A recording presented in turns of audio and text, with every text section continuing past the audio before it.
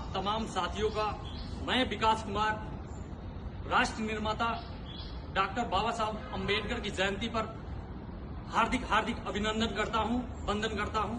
साथियों, आज हम राष्ट्र निर्माता बाबा साहब अम्बेडकर की जयंती मनाने यहाँ पर एकत्रित हुए हैं। आज हम उनके विचारों को, उनके संघर्षों को, उनके क्रांति को याद कर रहे हैं। साथियों, राष्ट्र निर्माता बाबा साहब अम्बेडकर के इस जयंती पर हम ये कहना चाहेंगे कि बाबा साहब मात्र एक महान पुरुष नहीं थे, एक विचारधारा थे, एक क्रांतिकारी थे, एक ऐसे संघर्ष के किताब थे, एक जीता जागता क्रांति थे। लेकिन अभी कुछ साथियों के द्वारा कुछ साथी यहाँ नहीं आए। क्यों नहीं आए? क्योंकि उनको लगता है कि बाबा साहब अम्बेडकर, ये मेरा कोई साथी था, ये साथी है, इन्होंने बताया था कि कुछ साथी जो नहीं आए इसलिए नहीं आए क्योंकि उनको लगता है कि बाबा साहब अम्बेडकर किसी एक पार्टिकुलर कास्ट को डिनोट करते हैं, किसी एक पार्टिकुलर कास्ट से बिलोंग करते हैं, एक पार्टिकुलर जाति को समर्थन करते हैं। लेकिन मैं उनसे कहना चाहूंगा कि बाबा साहब अम्बेडकर एक किताब लिखे थे जिसका नाम है संविधान, भारत का संविधान। उस संविधान में बाबा साहब अम्बेडकर ने सभी जाति के सभी लोगों को समानता की अधिकार देने की बात की है। समानता ऐसा है कि चाहे आप, समानता उसमें इस प्रकार के है कि चाहे हवाई जहाज में बैठने वाला का बेटा हो, चाहे हवाई चप्पल पहनने वाला का बेटा हो, चाहे दलित का बेटा हो, चाहे ब्राह्मण का बेटा हो, चाहे एक 5 स्टार होटल में बैठने वाला का बेटा हो या गटर साफ करने वाले का बेटा हो, सबको एक विद्यालय में, एक यूनिवर्सिटी में, एक क्लास में, एक बेंच पर एक साथ बैठने का जो अधिकार देता है वो डॉक्टर बाबा साहब अम्बेडकर का लिखा हुआ संविधान देता है। ये साथियों, मैं आपसे कहना चाहूंगा कि ये जो संविधान दिवस हम मना रहे हैं, संविधान दिवस नहीं, ये डॉक्टर बाबा साहब के जो जयंती हम मना रहे हैं, इस पर हमें किसी कास्ट को या इस प्रकार से किसी गतिविधि को नहीं देखना है। हमें इनको अपने खुशी के साथ मनाना है। एक चीज है कि डॉक्टर बाबा साहब अम्बेडकर ने एक बात बोले थे कि शिक्षा वह शेरनी का दूध है जो जितना पीता है उतना दहाड़ता है। इसका मतलब क्या है? इसका मतलब है कि जो शिक्षित होगा उसको आप दबा नहीं सकते हैं, जो शिक्षित होगा उसको आप झुठला नहीं सकते हैं। जिस प्रकार से, और उन्होंने एक और स्टेटमेंट दिए थे कि शिक्षित बनो, संगठित रहो, संघर्ष करो। कुछ दिन पहले, कुछ साल पहले, आजादी से पहले, जब तक संविधान नहीं लिखा गया था, तब तक हमारे देश के माताओं को, बहनों को हमारे समान उनको पढ़ने का अधिकार नहीं था, उनको लिखने का अधिकार नहीं था, हमारे तरह सभाओं में, मंचों पे जाके बोलने का अधिकार नहीं था। उन्हें कहा जाता था कि आप अगर बच्चे हैं तो आपको अपने पिता के अधीन रहना होगा, आप एक स्त्री हैं, आप युवा अवस्था में हैं तो आपको अपने पति के अधीन रहना पड़ेगा, आप एक वृद्धावस्था में हैं तो आपको अपने पुत्र के अधीन रहना पड़ेगा। ये विचारधारा था। इस विचारधारा को तोड़ने का जो काम किया है वो हमारा संविधान किया है। आज हमारा संविधान जो बाबा साहब अम्बेडकर ने लिखा था, उस कारण से ही आज हमारे देश के माताओं, बहनों को हमारे समान पढ़ने का अधिकार है, लिखने का अधिकार है। आज वो हर सभाओं में, हर मंचों पे, हर क्षेत्र में हमारे समान, आपके समान हर काम कर रहे हैं। बाबा साहब अम्बेडकर का ही काम है कि उन्होंने equal pension, equal work for equal pension की बात की है। ये हमारे संविधान का ही काम है, ये हमारा संविधान का ही जो वर्क है उसके आधार पे ही मिला है, डॉक्टर बाबा साहब अम्बेडकर के ही कारण हुआ है। लेकिन तो यही मैं कहना चाहूंगा कि वो किसी एक पार्टिकुलर कास्ट से नहीं बिलोंग करते थे, वो किसी एक पार्टिकुलर कम्युनिटी को डिनोट नहीं करते थे। वो हमारे संविधान निर्माता है।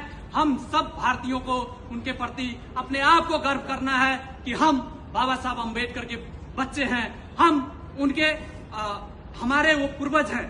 डॉक्टर बाबा साहब अम्बेडकर जब विदेश से लौटे थे तो उनके 4 बेटे थे।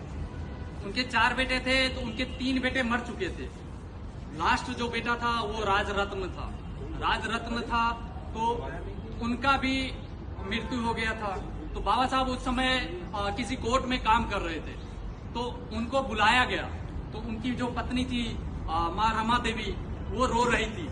तो बाबा साहब ने उनसे कहा कि देखो रमा, रो मत, आज हमने एक बेटा खोया है, आने वाले भविष्य में हमारे ऐसे लाखों बेटा होंगे जो देश को आगे ले जाने के काम करेंगे, जो समानता, एकता, अखंडता की बात करेंगे, जो भारत के एकता अखंडता को बनाए रखने की बात करेंगे। तो मैं आपसे यही कहना चाहूंगा कि ये जो हम आज डॉक्टर बाबा साहब अम्बेडकर का जो जयंती मना रहे हैं, इस पर हमें केवल उनपे फूल नहीं चढ़ाना है, केवल उनपे माला अर्पित नहीं करना है, उनके विचारधारा को अपने साथ में लेके जाना है। उनका जो विचारधारा था कि हम समाज को एकता की मोती में बांध के रखेंगे, उस विचारधारा को हमको साथ में लेके जाना है। जो समाज में असमानता फैला हुआ है, उस असमानता को खत्म करना है। तो इसलिए मैं आपसे अनुरोध करना चाहूंगा कि आप जिस भी विश्वविद्यालय में हो, जिस भी यूनिवर्सिटी में हो, जिस भी कॉलेज में हो, जिस भी स्कूल में हो, वहां पर संगठित रहिए, शिक्षित बनिए, संगठित रहिए, संघर्ष करिए, एकता को, अखंडता को, सामाजिक सहिष्णुता को बनाए रखने का काम कीजिए। तो मैं लास्ट में यही कहना चाहूंगा कि बस उनके विचारधारा को फॉलो करिए, इन पे माला अर्पित मत कीजिए। तो उनके द्वारा जो संविधान लिखा गया था, तो बस उनके द्वारा जो संविधान लिखा गया था, उन्हीं संविधान के कुछ लाइन्स मैं प्रस्तुत करना चाहूंगा, क्योंकि मैं कविता भी लिखता हूँ, तो उसी के आधार पर मैं वो लाइन्स प्रस्तुत करना चाहूंगा। और उस संविधान का जो संविधान है, उसकी जो बोल था वो ये है कि संविधान हूँ मैं तुम्हारे।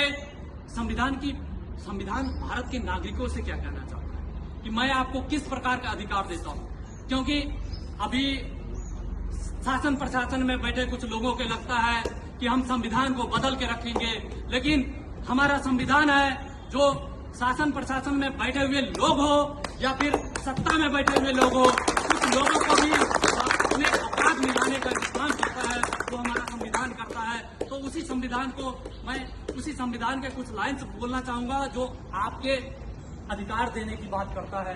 तो उसका बोल है, मैं संविधान हूँ, मैं तुम्हारे हर एक दुख दर्द के लिए एक वरदान हूँ, मैं तुम्हारे हर एक दुख दर्द के लिए एक वरदान हूँ, क्योंकि मैं अम्बेडकर का लिखा हुआ संविधान हूँ, क्योंकि